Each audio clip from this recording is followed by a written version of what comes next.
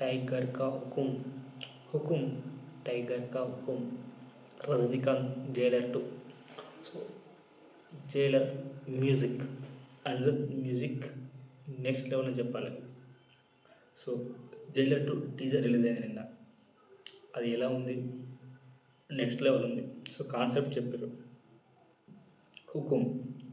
So director Nelson next level తీశారు. So ఒక శివాజీ తర్వాత ఒక రోబో తర్వాత అంత పెద్ద హిట్ రజనీకాంత్ కెరీర్లో జైలర్ 2 దాదాపు ఇండియా వైడ్గా 450 కోట్లు, దాదాపు 500 కోట్ల వరకు కలెక్ట్ చేసింది జైలర్ 2.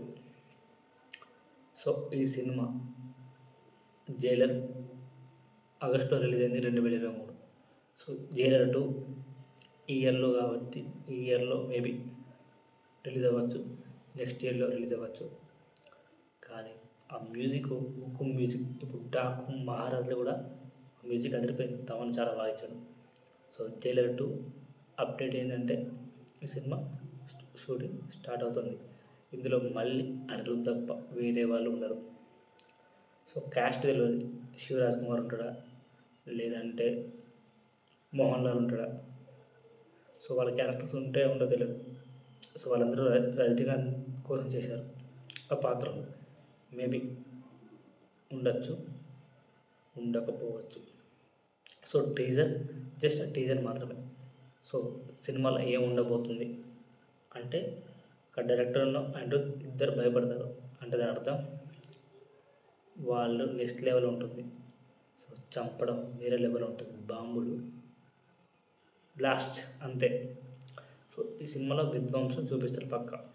దాదాపు ఇది ఒక 708 కోట్లు. మీరు కామెంట్లో చెప్పండి జైలర్ 2 ఎంత కలెక్ట్ చేస్తుంది. మహా అయితే జైలర్ 2 టోటల్గా 700 కోట్లు కలెక్ట్ చేస్తుంది. 700 తెలిసి తమిళ్లో 500 కోట్లు లాస్ట్. సో మేబీ ఈ సినిమా హైయెస్ట్ కలెక్ట్ చేయవచ్చు, ఒక 800 crores దాకా కలెక్ట్ చేసే అవకాశం ఉంది. అది రజనీకాంత్ స్టామినా కాబట్టి. జైలర్ 2 కూడా హైప్ కావచ్చు. సో తప్పకుండా జైలర్ 2 చూడాలి, మరి ట్రైలర్ ఎలా ఉంటుందో. సో నాకైతే హుకుం టైగర్ కా హుకుం. కొత్త వర్షన్లు సబ్స్క్రైబ్ చేయండి.